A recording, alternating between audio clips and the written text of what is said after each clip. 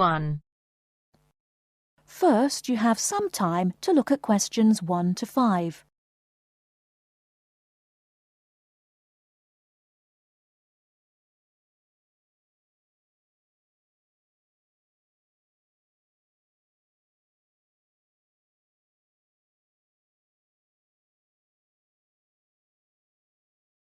Now we shall begin.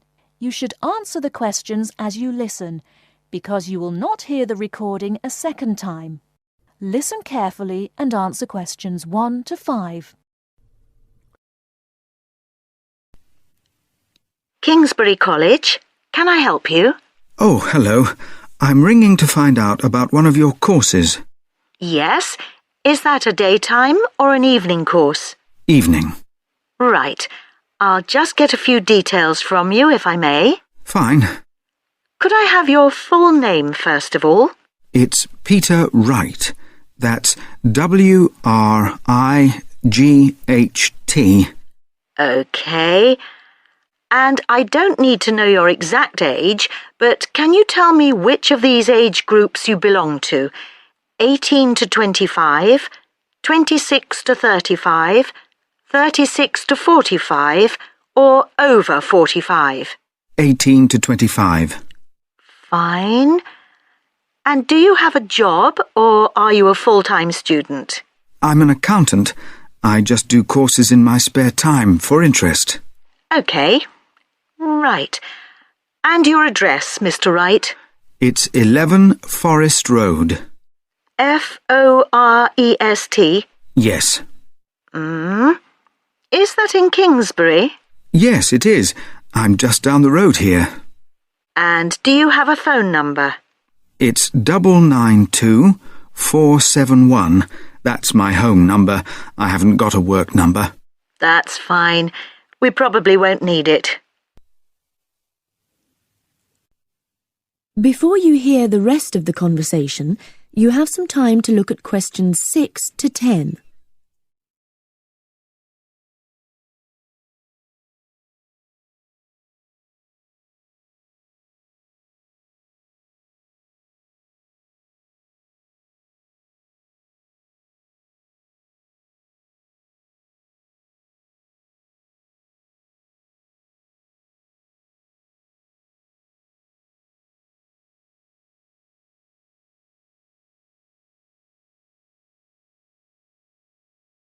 Now listen and answer questions 6 to 10. Now, you want to register for a course. Yes, cookery. Do you happen to know the exact title of the course? We've got Thai cookery on Wednesdays, or Mexican cookery on Fridays, or... Mexican. I'd like to do both, but I'm busy on Wednesdays. OK. Well, you can always do the other one next term, I suppose. Now, do you know when it begins? Is it the 26th of March? That's right. And it's £45 in total. That's including the ingredients. How would you like to pay? Card? Cash? Can I send a cheque?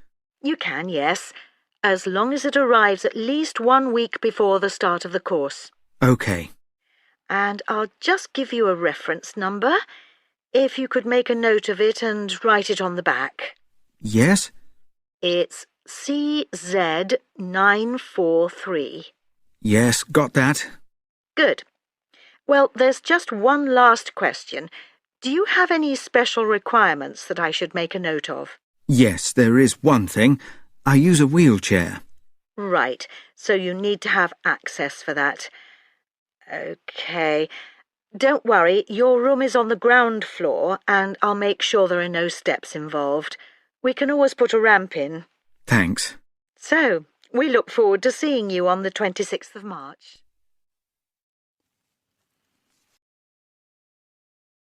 That is the end of part 1. You now have half a minute to check your answers.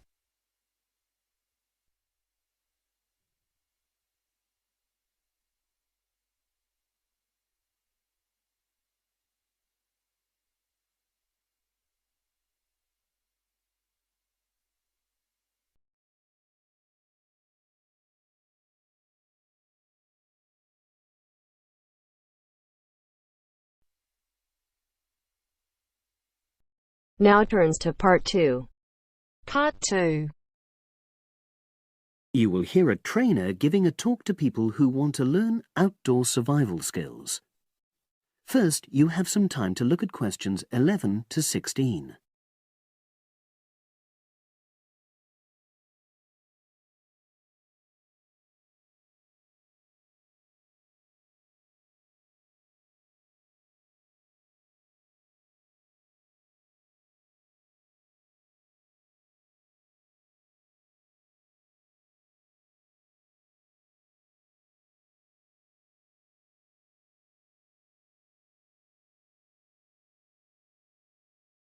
Now listen and answer questions 11 to 16. Good morning, everyone, and welcome to our outdoor survival program. As you know, this week you'll be learning some of the basic information and skills you need to look after yourself independently in the outdoors. These first 2 days will be based here in the classroom, and then we'll be taking a camping trip to put into practice some of the things you've learned. I'm going to start off with the topic of food. And to start with, I'll describe just 2 methods which we'll be putting into practice at our camp, and which make use of natural resources, the steam pit and the bamboo pot. I've got 2 posters here to make things clearer, and I'll start with the steam pit here. To make this, you'll need some dry sticks, some grass, some loose earth, and some stones. And for this week only, some matches. The first thing you do is to dig a shallow pit in the place you've chosen to do your cooking. Let's say about 25 centimeters deep and 30 centimeters wide. Your sticks have to be a bit wider than the pit because you have to put a line of them along the top from one end of the pit to the other. Before setting light to these, you take some large stones and arrange them on top. Then you start the fire and wait till the wooden platform burns through and the stones fall into the pit. At this point, brush away any pieces of hot ash from the stones. You can use a handful of grass, and then take another stick and push it down into the center of the pit, between the stones. After that, you cover the whole pit with a thick layer of grass. And then you can put your food on it, wrapped in more pieces of grass, like parcels. Finally, cover the whole thing with earth. You have to pat it firmly to seal the pit. Then all you have to do is take the stick out and pour a bit of water into the opening that it leaves. It should take about 4 hours for your food to cook, as it cooks slowly in the steam that's created inside the pit. Now you have some time to look at questions 17 to 20.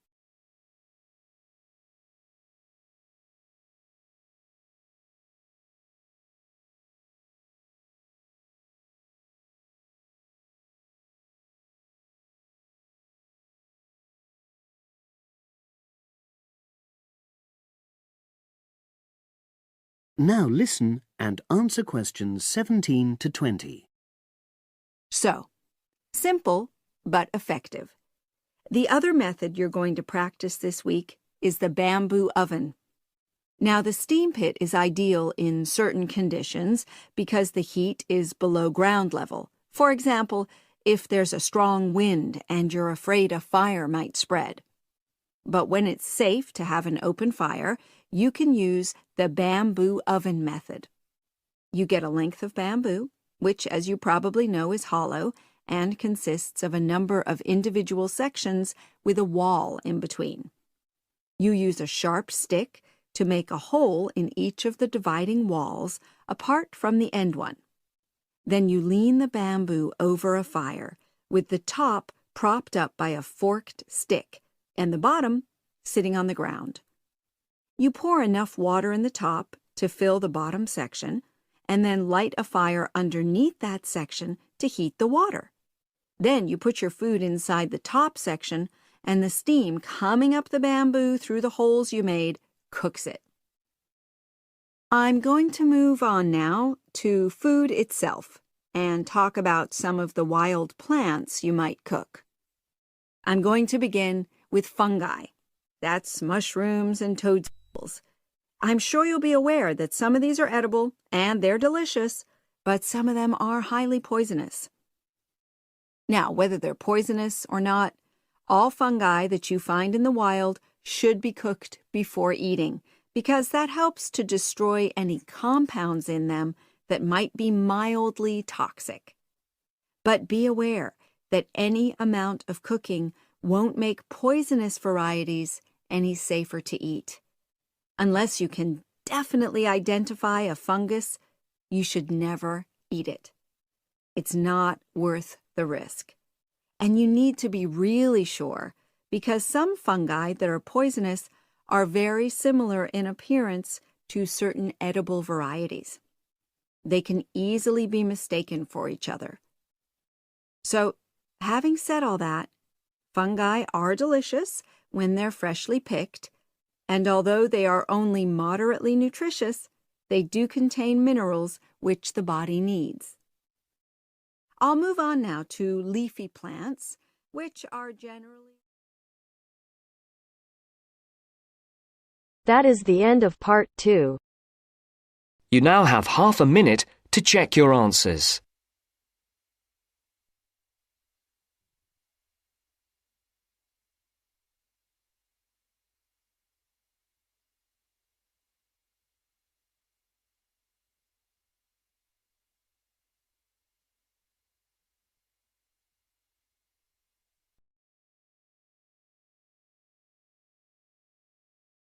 Now turns to part 3.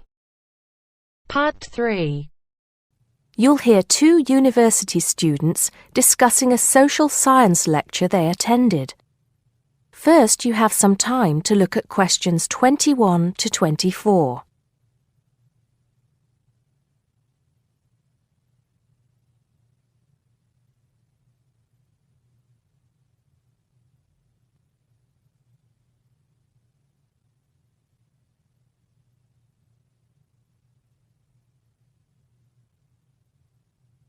Now listen carefully and answer questions 21 to 24.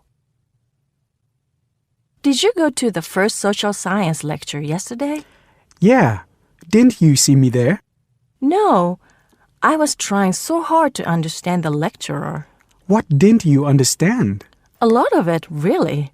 For example, he said we needed to study history as part of the course, but I didn't get why. You probably missed it. He said early on that we need to learn from our past mistakes. Right. But he also said we need to put ourselves in the place of our ancestors. Why is that? I think the point is that it's not enough to know how they lived and what they did. We need to know what they thought. I see. And I've written transferable skills in my notes next, but I have no idea what that means. If you study social science, you learn skills that you can use in a job. Oh, right. Is that all? Okay, but why is that? The point he made was that in studying social science, you use a flexible and adaptable approach to learning. Before you hear the rest of the conversation, you have some time to look at questions 25 to 30.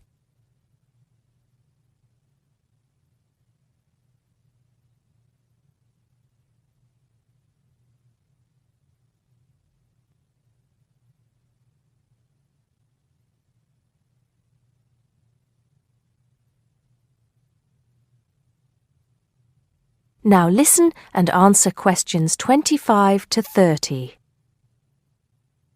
He also kept mentioning all the other subjects we will need to study as part of the course. I didn't write them all down, did you? Some of them. I think I can make sense of my notes. The first one was anthropology, which he said would cover prehistory and archaeology as well. Okay. Then there's economics. I wrote down that this was not meant to mean that we will spend all our time looking at economic theory, but more that we need to see how humans behave. That's good. I don't think I could handle economic theory. He said something about education too, didn't he? Yeah. He said we'll be looking at how cultural information is handed down from one generation to the next through teaching children. He said we'd be focusing on geography too, but I can't really remember which aspects. Can you? I noted it down, I think.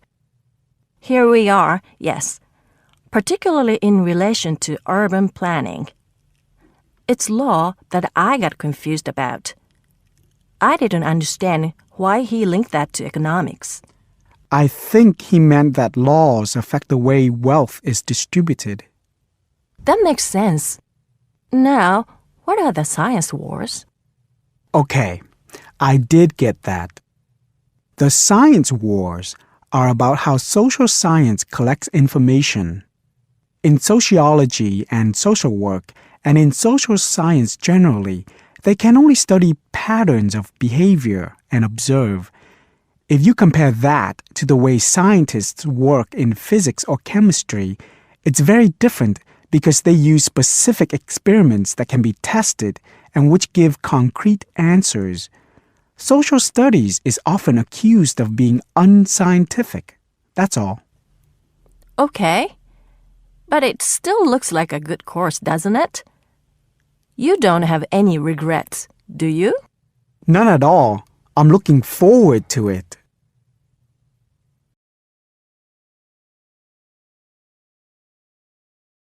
That is the end of part 3. You now have half a minute to check your answers.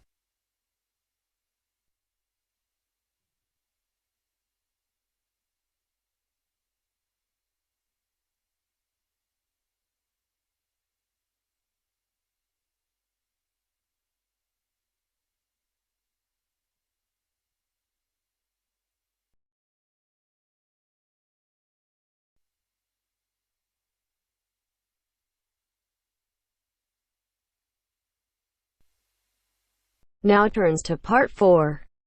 Part 4. This is Jane Frost with this morning's edition of Wake Up with Frost. First, you have some time to look at questions 31 to 40.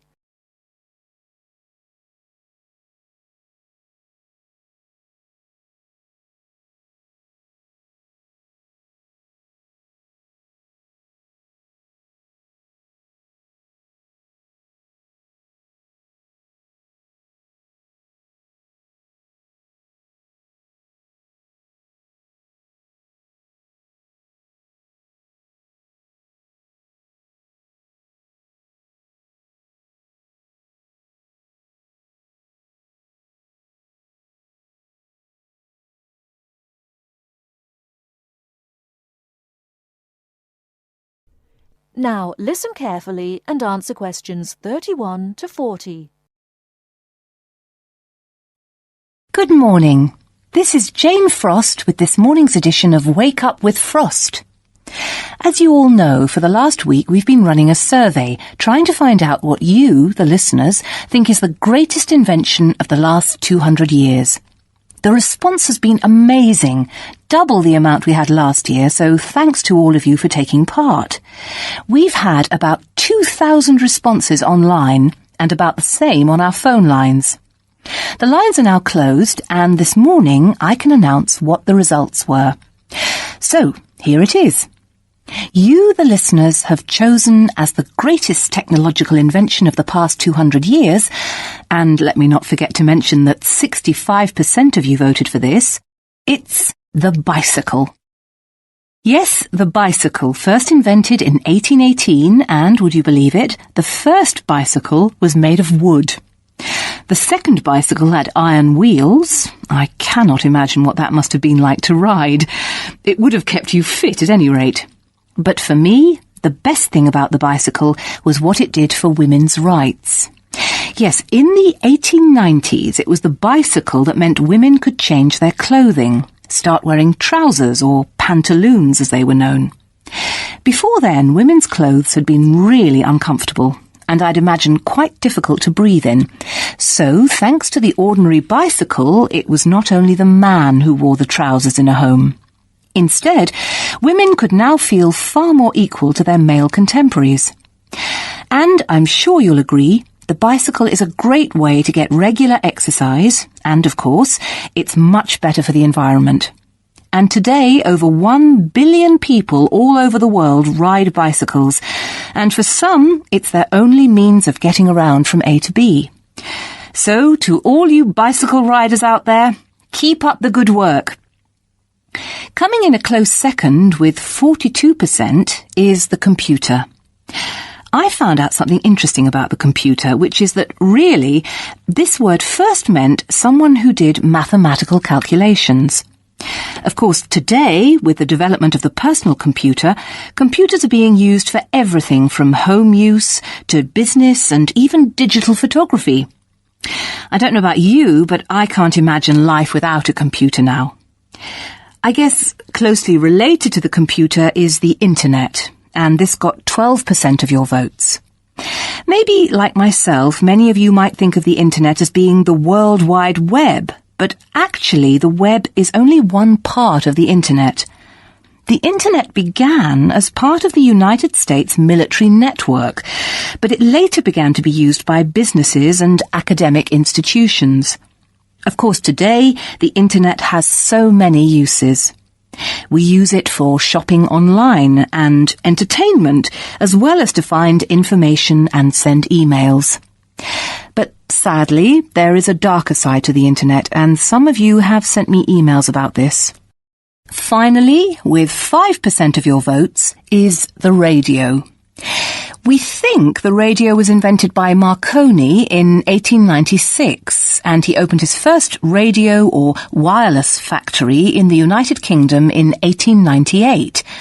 In 1906, a man called Reginald Fessenden gave the first radio broadcast from Massachusetts.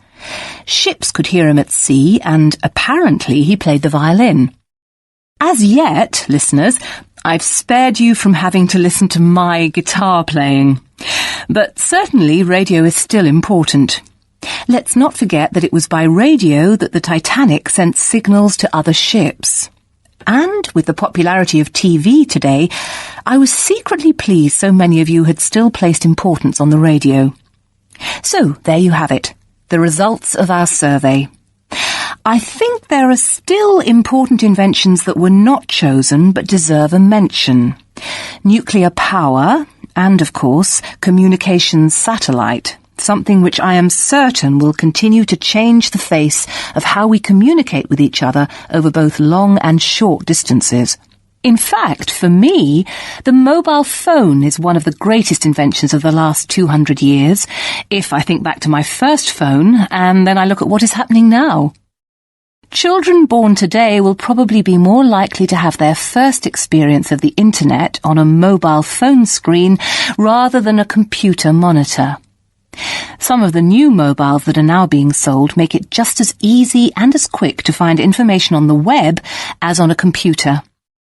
And let's not forget that mobiles now have digital cameras, word processing facilities, so you can type all your documents, and even personal organisers.